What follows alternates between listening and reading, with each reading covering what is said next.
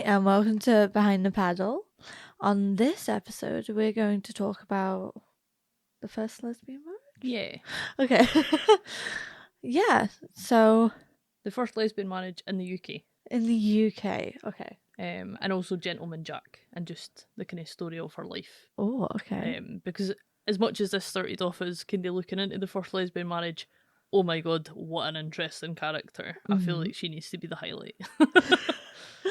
Okay. Cool. Yeah. So her name was Anne Lister.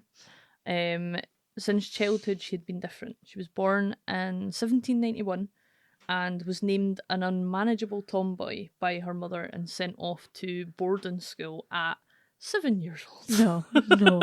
No. 7. 7 years old. No. No. Like, how can you not control your kids to the point that like you're sending them off to school at 7? At like 7. At 7. But I just feel like if you send your kid to boarding school, you just don't like them. yeah, you just shouldn't have had kids. Because like I look forward to my wee one coming home and me Yeah. picking her up and things. And it's just like I could not imagine that. Just no. Was that not just like anybody with money back in the day though? They were just like, oh, Because it was they had I'm like privileged. yeah, they and had all like that wet stuff. nurses and like they just never actually seen their kids at all. And then if they were causing trouble, they were just like, bye bitch, Yeah, off to boarding school you go. it's the one of those fancy dancy things. I feel. That still happens now. Oh God, no! Yeah. I love my kid. I want to see my kid every day. Yep. I can't do that. No. So when she started at her boarding school, teachers thought she was going to influence the other girls with her rebellious behaviour, so 7. shoved her in the attic, where she lived in virtual seclusion. What? Up in the attic at boarding school from 7 years old. What? Was she taught in the attic, or like did she come down? I think she was taught and then she was like put up there like Fuck. in between. Like that was What era is this? Like what? so it was like the late 1700s. Right. Okay. Jeez. So when what like 50 years after America started, something like that, which is hilarious. But yeah.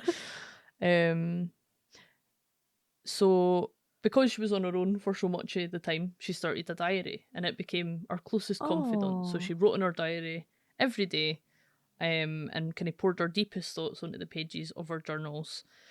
She was so obsessive about this that no detail was left out, and she wrote, she's got fuck all to do in the attic. Yep. She wrote the time she woke up, how long she'd slept, the letters she'd received and their contents, the day's weather, the time it took to walk into town, and what she'd had for dinner and whether she enjoyed it or not. She also recorded everything that she'd learned that day, including like Greek and algebra and just all the kind of Tory shit that you learn at boarding school. Yeah. She had a voracious intelligence, and at the time women were banned from going to university, but she was determined that she was going to live her Fuck life it. like any man at the time, Yeah. and she was going to do her own thing. She also filled the diary with all her sexual exploits involving women. Nice. So her first sexual experience was with a fellow pupil, Eliza Rain, who was also sent to live in the school's attic. She was an illegitimate half-Indian daughter of an English surgeon, so she was like an outcast as well. Right. And like, yeah, they just kept putting everybody that they did. They want like kind of harming the school's image up in the attic, you know, as you do. Yeah. And because at this time they were both 15, and they embarked on a passionate affair right under their teachers' noses in the school attic. I know. We're above the teachers, but Could you imagine the bed moving while the teachers are just down there? So the other girl had a diary as well, and they wrote Felix, which means happy in Latin, to record their sexual encounters. So this was kind of the beginning of the code that was being used throughout the diaries. She created her own code from Greek, Latin, mathematical symbols, punctuation, and the zodiac to disguise her innermost thoughts. and she believed it to be like completely indecipherable. She just wanted to have it all written down, but no one else to be able to read it, which is why Nice. it lay dormant for so long, because nobody could crack the code. But we'll circle back to that Nice. later. That's cool.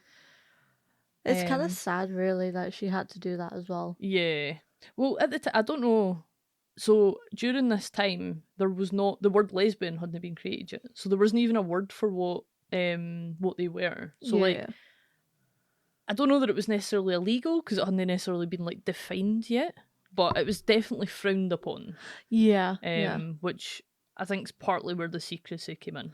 Yeah, yeah, I was about to say, I feel like clearly anything out of the norm, Yeah. it's a no-go. I wonder if that's why they put her in the attic. If they thought she was going to like pure shag other people. So they were like, we'll just keep her away with everyone else. I want to know, like, what the attic looked like. I know. I wish there was pictures. If there, like, was a bed or if it was just bare. I think it was like an attic bedroom from what I've read. So I think there was like beds and stuff in it, but it was clearly like, I would imagine most boarding schools even now have like shared like sleeping quarters. Yeah, yeah, dorms and like stuff, dorms yeah. and stuff. So this was like a separate space to that, but it still probably had the bed and stuff in it. So although she was a passionate lover, there was still like a calculating, ruthless side to her. So she dreamed of being rich and had kind of set up this relationship because Eliza was set to inherit a substantial sum of money, and money Yeah. would allow Anne to enjoy the high society lifestyle she craved without marrying a man. Oh, So she okay. wanted to have it all. She wanted to be, I don't know necessarily about famous, but she wanted to be rich and have an estate. Yeah. She wanted But to not get married to be do happy. so. Yeah. Sorry. You don't need a person to be happy, you just need freaking money. So while Eliza was more like affectionate and liking the attention and stuff for Anne was more business-like in the way that she Yeah. went about this relationship. That like she still liked the lassie, but she seen more what she could bring to her life than Is she a the bit kind on of the relationship. tism? Because I that's mean, how I've seen things. She literally wrote like everything she ate and did in a day Fair. for her fair. full life. I think it's safe to assume, to be honest. Yeah.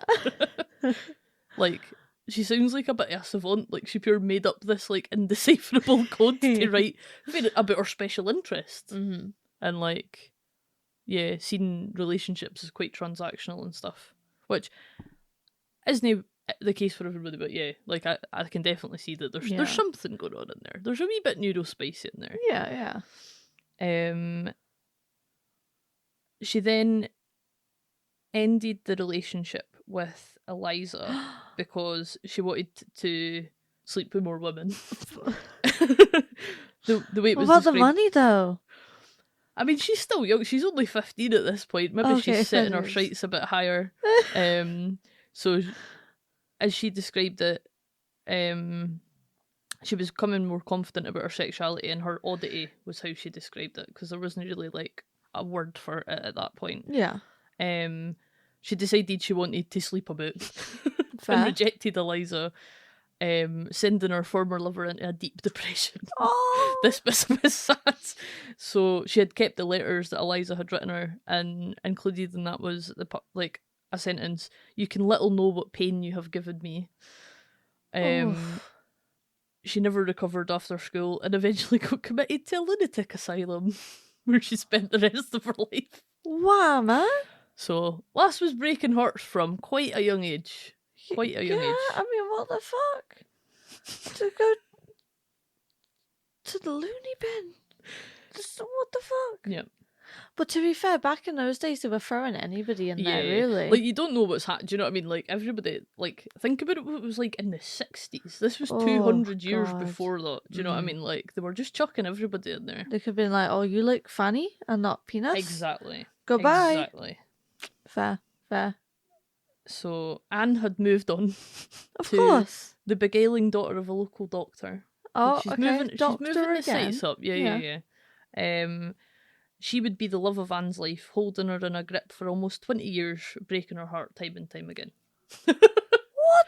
So, I mean, I don't want to say karma's a bitch, but like, Oh, okay. So it this broke is Anne's happening. heart. Yeah. Fair. So this was Mariana. Mariana. That's a nice name. Yeah, that's pretty.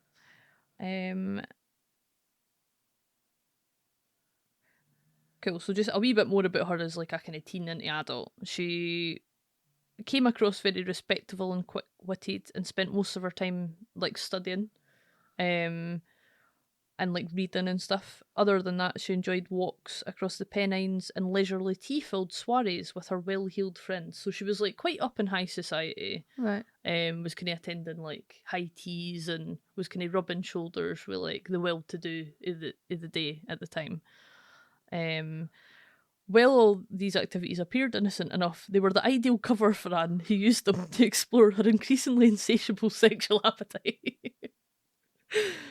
Anne's oddity intrigued her, so a lot of her study was on like books on anatomy to kind of try and work out like where her feelings were coming from, and just couldn't find anything about it. So I find it really interesting.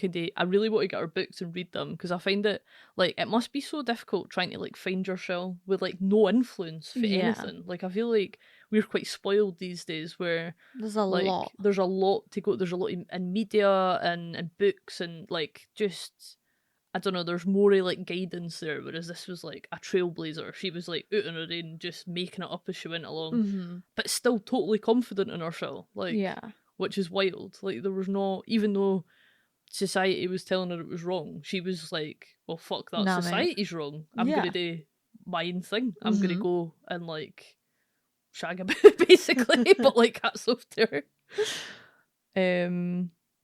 So like, did she have a job or anything? How did she keep up this money? Was it her partner? So I think this is while she was still at school. I Oh. think if she got sent to boarding school, they probably had some money. Yeah.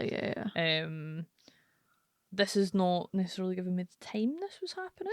I would imagine this was just after school. Yeah. So in our gap year. Yeah, so she was still kind of trying to work out herself, but had no self-loathing, felt her feelings were entirely natural, and believed her God-given right. So she was quite religious as well, and actually felt that, like, if God had created her, like, God thought this was right, and, like, didn't really give a shit about what anyone else had to say about it, which is totally fair. It's quite refreshing, actually. It's quite nice, like, way to look about it. Women, while usually confused about their feelings for Anne, were typically captivated by her. She was very strong, powerful, independent woman. Basically, just gone about and like just do take whatever. like spinning heads everywhere she went. Yeah, literally. She was very promiscuous and moved efficiently from one lover to the next. I feel like we've found that out already. Yeah. Just like, but once she met Mariana Belcom, everything was different. She fell dizzying in love with her. The lassie was 21 at the time. I would imagine Anne was roughly about the same age, and Mariana was part of the genteel York society that Anne had charmed her way into. So I don't want to call her a con man, but I feel like she definitely had that kind of vibe about her. Like she was just kind of. She wasn't a snake, but she slithered her way. Aye, she talked her way into places. Yeah. And talked her way into folks' pants as well, by the sounds of it. Yeah. So, after she'd met Mariana, they would travel 40 odd miles by horse and cart between York and Halifax, where Anne stayed, to see each other. So that's quite a wee trip back in the day. I don't know how long that would take you on a horse, but probably God, like on a full day. Jesus, yeah. When apart, they would write to each other every few days, and they exchanged rings as a symbol of their commitment.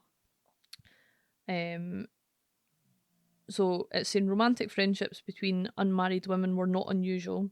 Parents fearful of pregnancy would encourage young women to form close relationships with one another before getting married, which is really interesting and something that I'm going to look into a wee bit further, because a lot of people, when they're talking about these like platonic relationships back in the day, they were kind of seen as relationships, but there was no word for like lesbian or like two women like having like sexual feelings towards each other or anything. And I wonder how many of these relationships were actually sexual in nature, as like essentially a form of contraception. They were almost encouraged, like because she was going about and like this was happening. Like, do you know, it wasn't like a once or twice thing, like in the covery night. Like, she seemed to be quite outrageous and out there with her behaviour, and like this was happening like in front of other people and stuff. Do you know what I mean? It wasn't like she was getting like shipped off to jail. She did get shipped off to boarding school, but she was only 7. Maybe they were like, oh, she's a bit young for this. You know, like you don't. I feel like, it would be great if there was more writings like this that had lasted, so we could get a better idea like what things were actually like back in the day, and how much it's all hush hush now. Yes.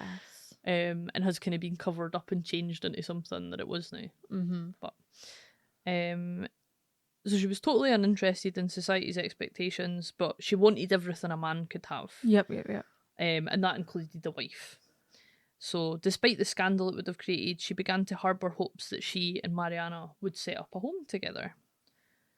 A quote from her diary: "Surely no one ever doted on another as I did then on her," which is really sweet. Like, in 1815, Mariana announced that she was going to marry a wealthy widower. Anne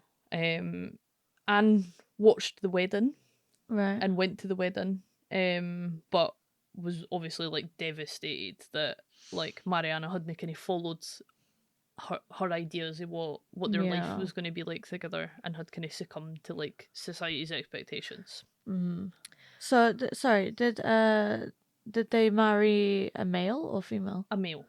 Oh, okay, so that type of a widow. widower's like the male version of a widow. Oh, okay. That just sounds like past tense. Yeah, fair. So it was customary for female friends to accompany the bride and groom on their honeymoon. So no, man. Anne and one of Mariana's sisters went along, and she had accompanied them on their honeymoon while her former lover was off with her new man. Yeah. Which, that must have been fun. The one pair. I mean, probably fair for like Eliza. You know, chilling in the mental asylum. A wee bit like fucking comeuppance? I don't know. You know what I mean? For her. But on their return, she spilled her rage onto the pages of her journals, accusing her former lover of legal prostitution. Oh, wow. So basically claiming that she'd only married them for money. Which she probably had, to be fair. That was kind of what people did back in the day. This is why, like, as much as, like, it's grim that a lot of her relationships are about money, that was all what the men were doing back. That's what everybody was doing in high society back in the day. Like, people were getting married for status and money. Status, and, like, I don't think it's fair to take that out of context today. Do you know what I mean? Totally. I mean, still to this day, we have arranged marriages and things. Totally. So, yeah. She believed herself. So she wrote about oh my god, I've forgotten her name. Mariana. She believed herself, or seemed to believe herself, over head and ears in love, yet she sold her person to another. See, I'd like to think of myself who would like marry for money, but like that time has passed in my life. Like, yeah, no. I would like it if they had money. Yeah. But no. That's on the want list, not the need list. Yeah. Sort of the need. So Anne went back to Yorkshire and resumed their affairs with with the women of the day, including Mariana's older sister. Jesus. Yeah, like basically just to get in back. Nice. Which is hilarious. So after a year apart, they met again at her parents' house in York. Neither could wait to be reconnected, and Mariana was in bed with toothache, and Anne sneaked into her bedroom. She herself suggested a kiss. Anne later wrote, "I thought it dangerous and would have declined, but she persisted." Oh. So the affair was reignited. Yeah. And over the next few years, they continued like having like clandestine meetings, so like meeting in secret, and dozens of emotionally charged letters, all of which are in this book, which I also quite read. I'm honestly surprised she survived the fucking toothache. Yeah. Because back in that day, oh no. No, like, pretty much you stub your toe and you're dead. Like. Yeah, basically. Anne was still shagging other folk at this point. Of course. But Mariana wanted her to be loyal to her. Oh. Even though she was married at this point. Yeah. Anne wrote, they sat up lovemaking one evening and Mariana asked her to swear to be faithful, to consider herself as married. Yo, what? I shall now begin to think and act as if she were my wife. But Anne's hopes were to be dashed again. It was August 1823 and Mariana was travelling by stagecoach from Cheshire to visit Anne. Oh no. Anne got way too excited and decided to surprise her en route. Armed with water and biscuits, she left the house and walked 10 miles in the pouring rain to meet her on the roads. She leapt into the carriage and clambered over the boxes before landing next to her while she was sleeping. She awoke and was like fucking raging because she was like, mate, everybody's with me, like this isn't very secret, what the fuck you doing? Because in the carriage were her sister, a passenger, and the maid as well. Oh. Fearing the incident would fuel gossip and rumour, she was furious and the relationship kind of went downhill for there. That's sad. So a couple of weeks later, as they lay in bed, Mariana said she was ashamed to be seen in public with such a masculine-looking woman. Oh, sure. So it was quite a messy breakup. Yeah. It sounds like some insults were fired her way, and Anne was heartbroken. "Oh, women, women," she wrote, "I am always taken up with some girl or another. When shall I amend?" Oh. I cannot, so another quote, "I cannot live without female company, without someone to interest me." So this is onto the code. So 7 decades later, oh, sorry, I'm going to just quickly nip back to the start. So as an adult, even in summer, she dressed in thick black clothes and boots. Wow. So she was like proper goth. Yeah. That's great. She also had like a little black hat that sat on her black ringlets. So she was like kicking about in like the full Victorian, like if they had corpse paint back in the day, I reckon she would have had it. She was very educated and confident, obviously, because they'd sent her to fucking boarding school at age 7. So I think like it's quite interesting how things have lined up that she was so much more educated than the majority of women round about her, because she had been sent away for such a young age and had been taught, which I never get why they did. Like, if they weren't allowed to go to uni, what was the point? But do you know what I mean? Like, if they weren't allowed to work, and was it just to be interesting to men? But then they didn't like women who were smart. So like, right? I don't understand. I mean, it's like in the 90s? 1900s? Is that what it's called? Yes. Victorian times? No. What do you mean, sorry? In the 90s? 19s? 1900s? Yeah. Yeah. God, that makes me feel really old. Yeah, when we were born. Yeah, right?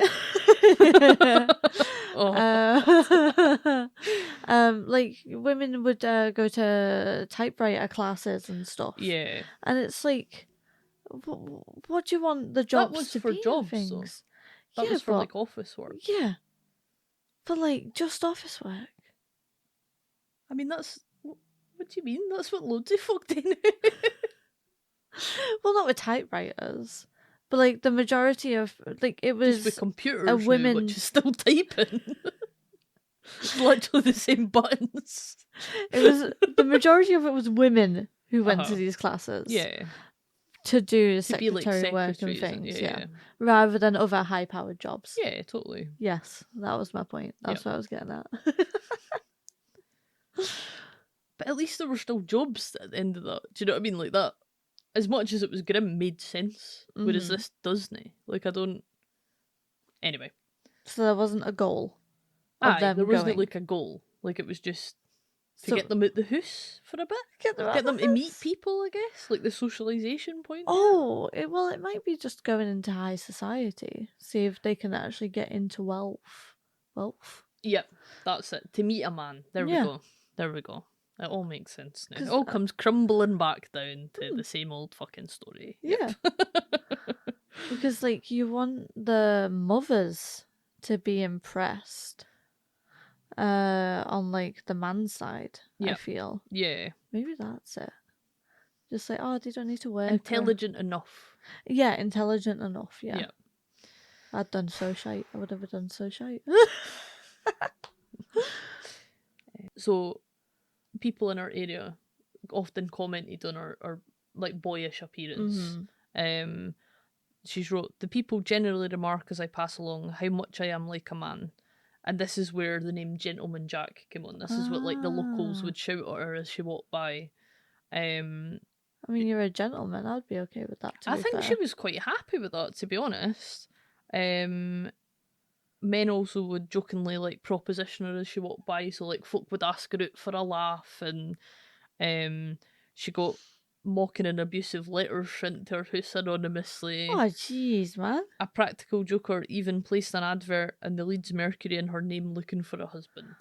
So she was like an ongoing joke in our community. She was like proper ostracised. She was in Yorkshire. Like Yorkshire. um So really, they should have been like, "Where's your farm, farmer?" yeah. She was in quite like a working class kind of area.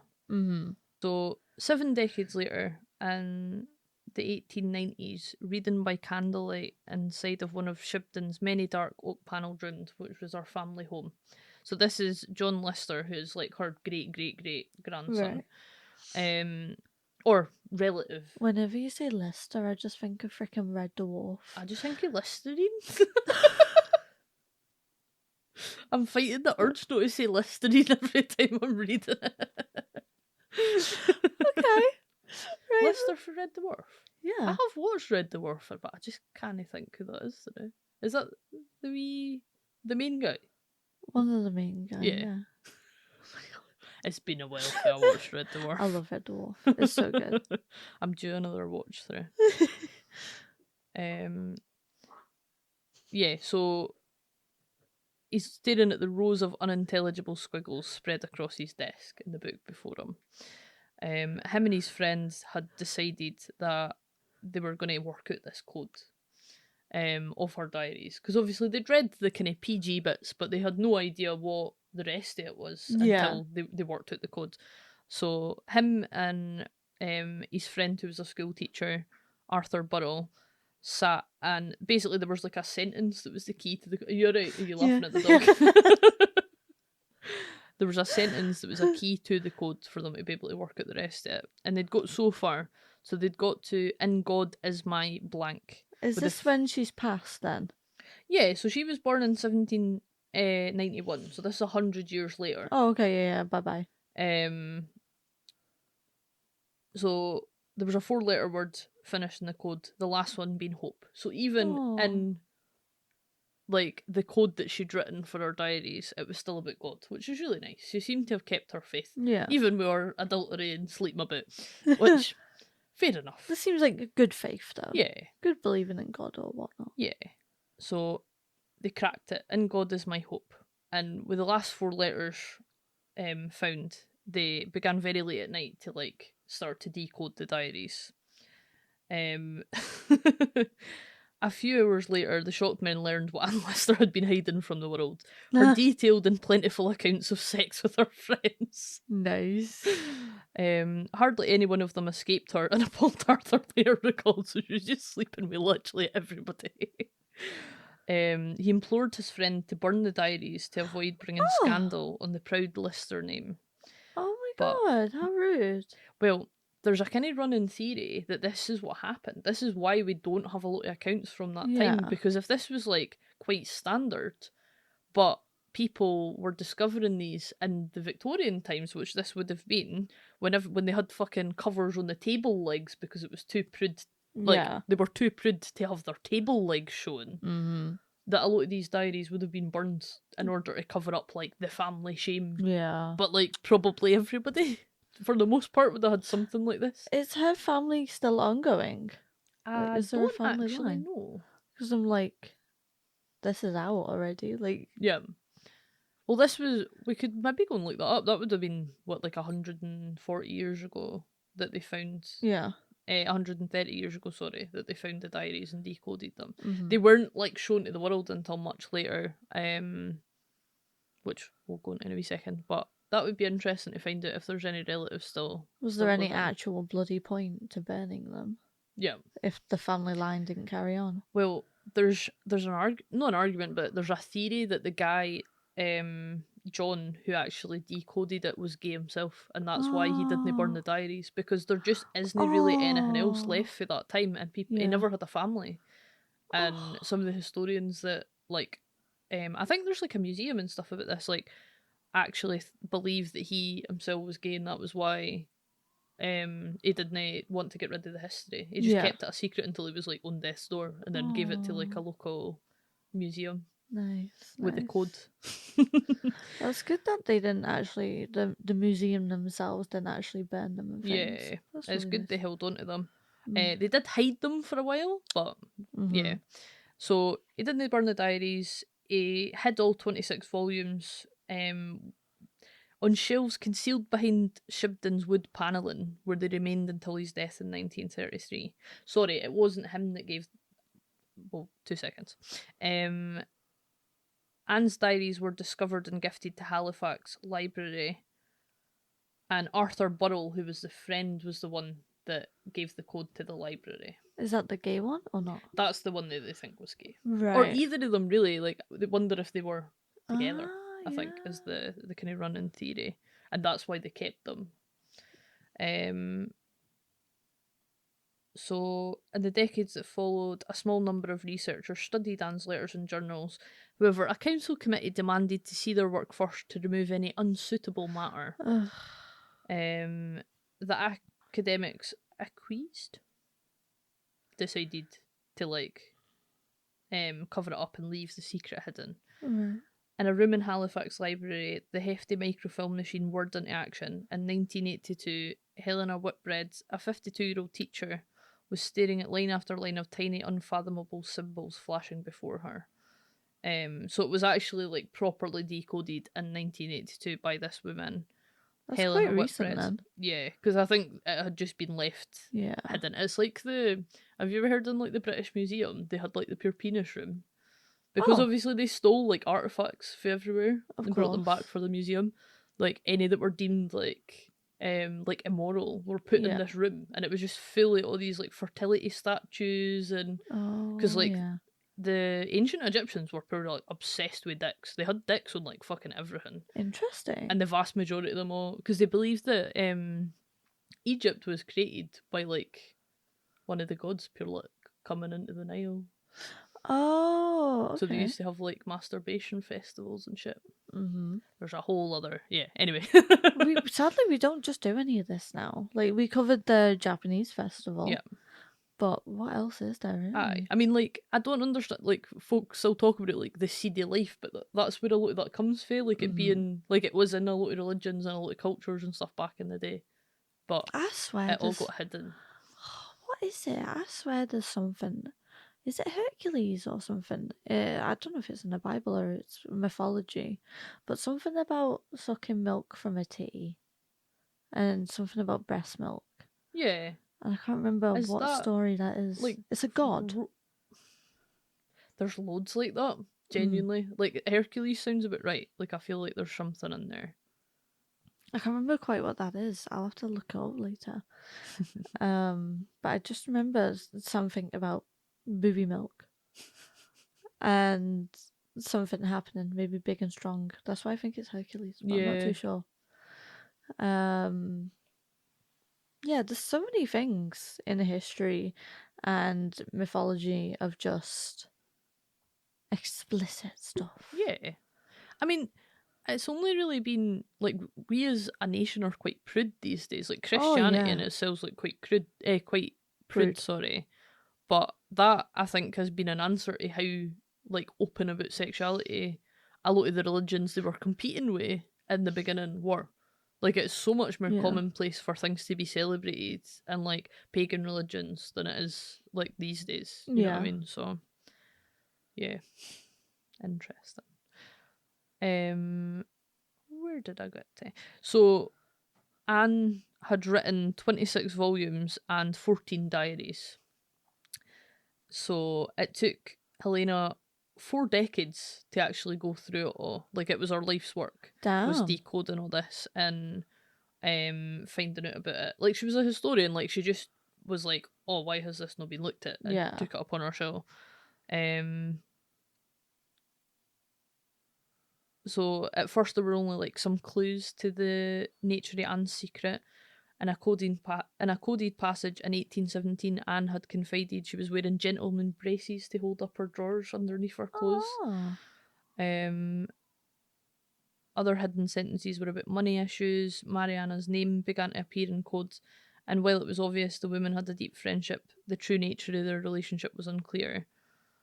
It wasn't until 1817, when Anne was in York to see Mariana for the first time since her honeymoon, that her secret was revealed. So she wrote, I took off my pelisse and drawers, got into bed and had a very good kiss. She showing all due inclination, and in less than 7 minutes the door was unbolted and we were all right again. Wow. Women fucked. Yeah. Helena realised that kiss was in fact code for sex, while a Q with a curl denoted a sexual experience. Ah. She deducted that incurred a cross was a reference to Anne's orgasms, which were frequently marked in the margins with an X. The depth of Anne's relationship with Mariana had become clear. She also often referred in detail to grubbling or groping, a word that appeared time and time again. Of all the things I thought she was hiding, it wasn't sex with other women, says Helena. I think the feeling was, oh my god, here is an absolute truthful account of lesbian sex. After 5 years spent poring over diaries written between 1817 to 1824, Helena published a book detailing the fraught relationship with Mariana and Anne's tangled web of lovers across Yorkshire, which is the book that I want to get, because I'm intrigued. It's called When I Know My Own Heart, and it was published in 1988, causing quite a sensation. The 80s were a wee bit more chill. The 80s, I feel like that would have went in not too bad, but Yeah. probably better than fucking now. Oh yeah, yeah. So until then, clear evidence of sex between women had been absent from the historical record. Jeez. Anne's journals detailed a lesbian lifestyle many thought had not existed in the past. That's so silly. Yeah. So silly. Like, do people think like folk weren't just like how they are the now? But like all through history. Do you know what I mean? Yeah, like you've got to explore, and it's like I bet you, like even the most regis people, like kings and queens, they wanted to try of that. Fuck yeah. Exactly. Fuck yeah. Like sexuality didn't just be born lit in the last 20 years. Yeah. Like it's been around. People wanted to try every flavour. It's just it suddenly, for whatever reason, became shameful. Yeah. And it doesn't really make sense to me, because it's like, why would you?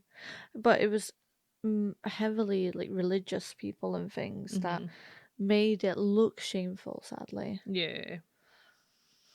It has Christianity's got a lot to answer for. But we'll not go down that route today. We can do a lovely podcast episode about it. Nah, I think we should. I think that could be fun. We'll do it how we're doing it like this, and I'll be like, what?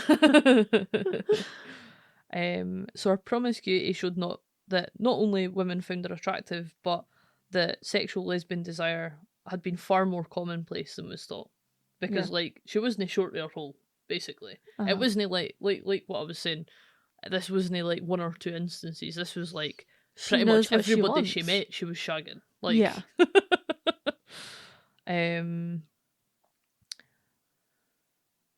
That's quite a high sex drive. Yeah. I mean, there wasn't all that much left today these days, was there? Really? You weren't allowed to work. You weren't allowed to go Got and a lot of fucking spare educate time. yourself. Like, you had a lot of spare time. Fair. I mean, if you're getting done in 7 minutes, if you're getting you could fit a lot in. You could fit a lot in. You really could. So like this is what I was talking about with the kind of previous thought of like romantic relationships between women in the 1800s. It's not all chaste hand holding, pressing flowers and braiding each other's hair. There was clearly, this lends itself to the belief that there was a lot more going on between people than what we realise, or has been historically like actually kept, because I think a lot of it's been destroyed, which is a Yeah. shame. Cool. So this is back to her life. So after her and Mariana kind of split ways, Anne went on a more like traditional further gap year across Europe. Okay. So this is when, where is she? She's in Paris. So she felt at home in the French capital and was away in Paris just trying to like get out her bad breakup, basically. And Paris, compared to Yorkshire, was a lot more free, shall we say. People were a lot more chilled out, and it was a lot more like an open atmosphere towards her sexuality. So she just started propositioning other visitors at the guest house she was staying Nice. in. When a French woman innocently kissed her goodbye on both cheeks, demonstrating the European custom, Yeah. Anne pressed her lips straight onto hers. That is Oh. Yorkshire, she told her proudly. She That's had game. good. She had game. Yeah. Clearly. Man, that's good. Yeah. She got some riz. That's nice. So she started learning French. She kind of immersed herself in the culture and hopefully wanted to meet a sophisticated, wealthy woman. She was still very much on the track of wanting to find someone with money that she could settle down with and have a house. Mm-hmm. She met Maria Barlow, who was a widow from Guernsey. She wasn't exactly the tilted. Basically, she didn't have like a lot of money, but she was very ladylike and pretty, and she was Right. quite happy to kind of spend a wee bit of time with her. And she started writing like more descriptive like passages about her sexual acts. Mm-hmm. So one of them was, I had kissed and pressed Mrs. Barlow on the knee till I had a complete fit of passion. One of her my knees and thighs shook, my breathing and everything told her what was the matter. Oh, okay. So she came on her knee, Oh, basically. okay. Right. She went on, then made several gentle efforts to put my hand up her petticoats, which, however, she prevented. Oh. But she so crossed her legs and leaned against me that I put my hand over and grubbled her on the outside of her petticoats till she was evidently a little excited. She's gonna try it. She enjoyed a fiery affair with her for a for a time, and then fucked off back to Yorkshire and left her. She was there for 8 months, so I think like I don't know if it was the full 8 months, but they had like a medium term relationship length. And then she was just like, right, bye bitch, I'm going home.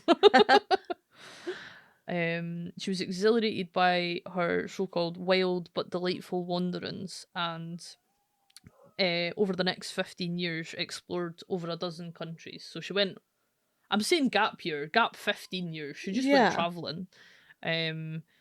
Even the death of her uncle James which led her to inherit her ancestral home Shibden, which is what we were talking about, where the diaries were found, failed to keep her rooted. So she had an estate at this point, but was still just kind of using the money that was made from the estate to travel the world and shag people for every country.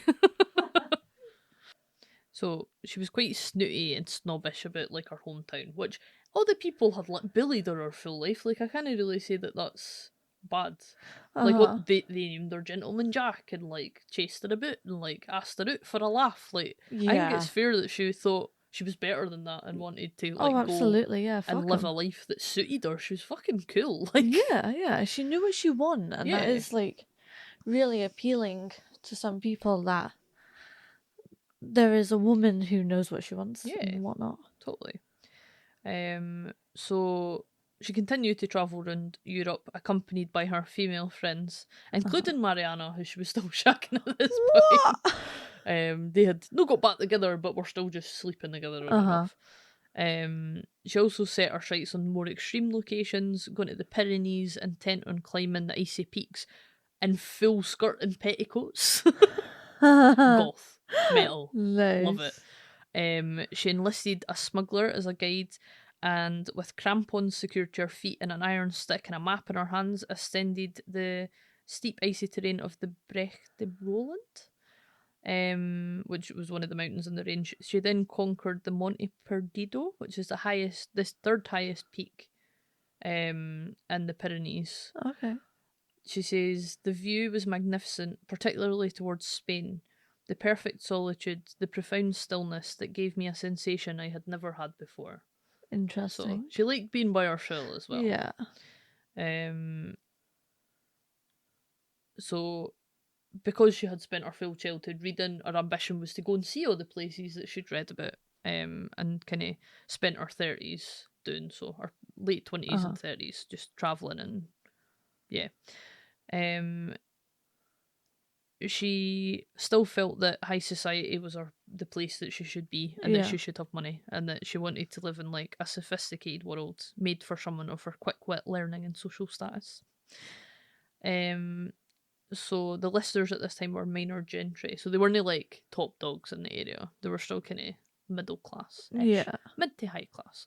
They kind of didn't have an awful lot of money, so although she had inherited the family home, she still wanted more money to kind of support her luxurious lifestyle, which, fair enough. Girl likes to travel and climb mountains in big gothy dresses. Fair. She, through an old friend on York's social scene, was introduced to a group of aristocratic women and began to get invited to elegant events in the area. Ooh. She then met Vere Hobart, who was the sister of the 5th Earl of Buckinghamshire.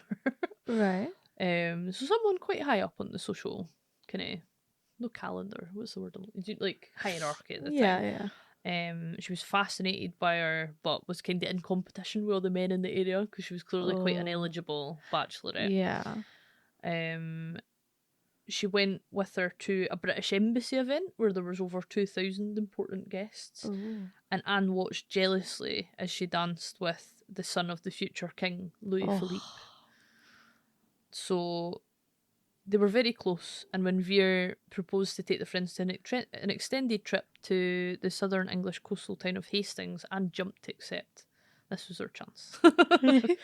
Which she clearly managed, because over the next 5 months they enjoyed the resort social scene, and Anne began to believe that she might have found the woman who would fulfill her romantic and financial dreams. Yeah.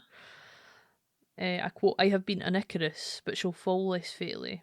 So Vere had the looks, breeding, and wealth Anne had thirsted over for years, but society and its expectations once again prevailed, and Vere agreed to marry an army officer and left Anne by the wayside. Yet again, a kind of running theme of her life. Sakes. Anne cried for days. Oh. And her money was running out. It's the always bad the part. money as well. Yeah. She wrote in her diary, my high society plans fail. I have had my whim tried, the thing, and pretty much it has cost me. She resolved to go back to Halifax and Shibden, and for the first time in years stay there. I have been an Icarus, but shall fall less fatally, for I can still live and be happy. Here I am at 41, with a heart to seek. What will be the end of it?